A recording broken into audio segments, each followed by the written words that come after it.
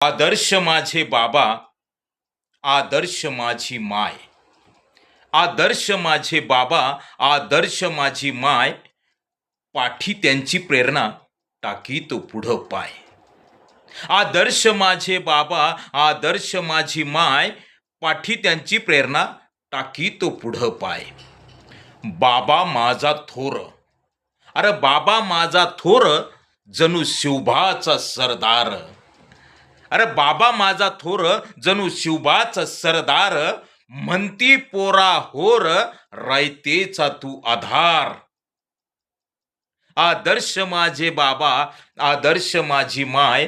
पाठी त्यांची प्रेरणा, टाकी तो पुढं पाय. माय माझी माऊली, अरे माय माझी माऊली, कल्पवृक्षाची सावली. माय माझी माऊली, कल्पवृक्षाची सावली. माय माझी माझ्यासाठी वाघिणीवर धावली.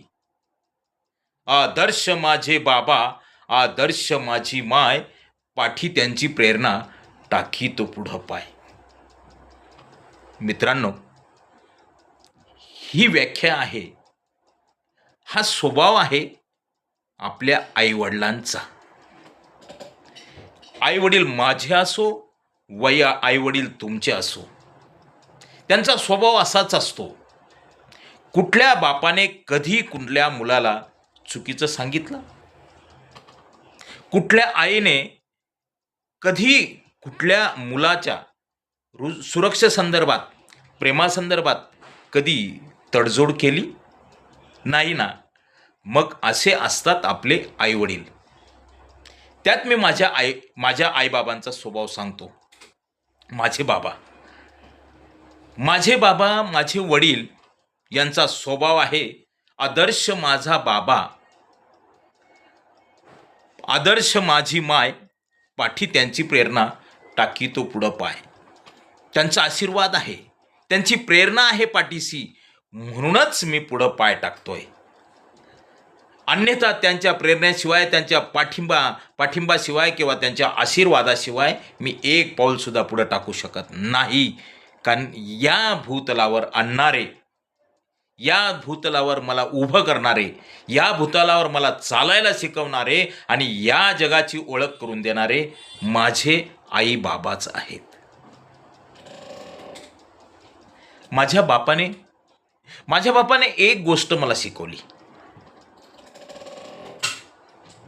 बाप म्हटला, बाळा, ज्या वेळेस तू जगात वावरशील तेव्हा हे जग तुझं एकटाचं नसून हे सर्वांचं जग आहे.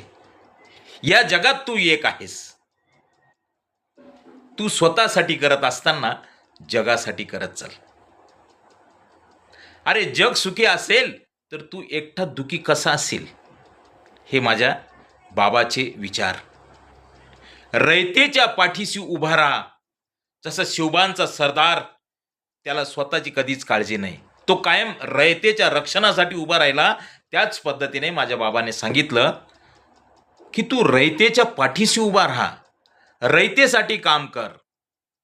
बाबा म्हटलं नाही की तू स्वतःच्या स्वार्थासाठी कर. अरे रयत जर खुश असेल तर तू कसा दुःखी असेल? हे माझ्या बाबांचे विचार. आणि आई, माय माझी माऊली, कल्पवृक्षाची सावली.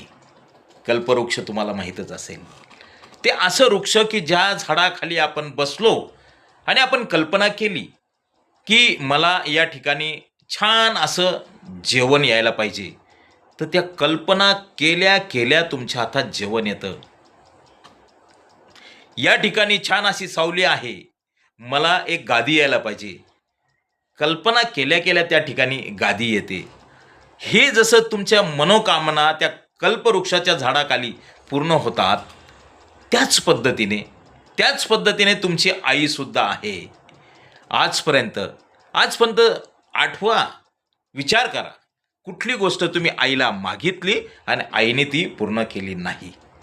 मित्रांनो, आई हे कल्पवृक्षाचं झाड आहे आणि ती फक्त जगत असती आपल्या मुलांसाठी, आपल्या संसारासाठी, आपले जे आप्तेष्ट असतात ना, त्यांच्यासाठी ती जगत असते. अशी माझी माय. आणि ती कशी असते माहिती का? जर कधी तिच्या बाळाला तिच्या पोटच्या गोळ्यावर काही प्रसंग ओढवला, काही अडचण आली, उदाहरणार्थ एका गावात एक वाघ आला, वाघ त्या गावात घुसला आणि एक आई होती, तिचं बाळ त्या झोपडीत झोपलेलं होतं, झोळीत. गावात वाघ आला म्हणून संपूर्ण गावातले लोक त्या वाघाच्या भीतीने बाहेर पळत सुटलेत. का तर वाघ येईल आणि आपल्यावर झडप घेईल. अख्खं गाव त्या गावातून बाहेर पडत होतं, पण एक आई त्या गावात पळत होती. कारण का तर तिचं बाळ त्या झोपडीच्या झोळीत झोपलाय. तिला तिच्या बाळाची काळजी, ती त्या बाळाला घेऊन येणाऱ्या वाघिणीवर झडप घेऊ शकते अशी ती आई असते. तिला तिच्या जीवाची काळजी नाही, तर तिला आपल्या बाळाची काळजी, आपल्या संसाराची काळजी, आपल्या आप्तेष्टांची काळजी अशी असती आई. आदर्श माझे बाबा, आदर्श माझी माय, पाठी त्यांची प्रेरणा टाकी तो पुढं पाय. त्यांच्या प्रेरणेशिवाय मित्रांनो आपण नाही पुढे जाऊ शकत. आणि आईवडील हे कधीच गरीब नसतात, कधीच नाही, कुणाचेच नाही. अहो, ज्या आईवडिलांकडे 1 रुपया जरी नसेल ना, तर त्याला गरिबी नाही म्हणत. आईवडिलांची श्रीमंती, त्यांचा स्वभाव बघा. तुम्ही फक्त मागा हो, ते तुमच्यासाठी जीव द्यायला तयार असतात. एवढे ते दानशूर असतात, एवढे ते श्रीमंत असतात. आणि आईवडील कसे गरीब असू शकतात? फक्त नजर आपली कमी पडते की आपण म्हणतो की माझ्या आईवडिलांची परिस्थिती गरिबीची होती, माझे आईवडील खूप गरीब होते. नाही, आईवडील कधीच गरीब असू शकत नाही. आईवडिलांची जी श्रीमंती आहे ती श्रीमंती कुणाकडंच नाही.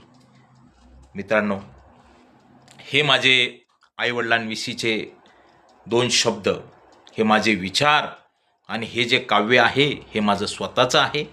माझ्या आईवडिलांचं जो स्वभाव आहे मी तो काव्यात मांडला. आदर्श माझे बाबा, आदर्श माझी माय, पाठी त्यांची प्रेरणा टाकी तो पुढं पाय. कालसुद्धा मी आईबाबांच्याच आशीर्वादाने पाऊल पुढं टाकतोय, आजसुद्धा टाकतो आणि उद्यासुद्धा टाकत राहील.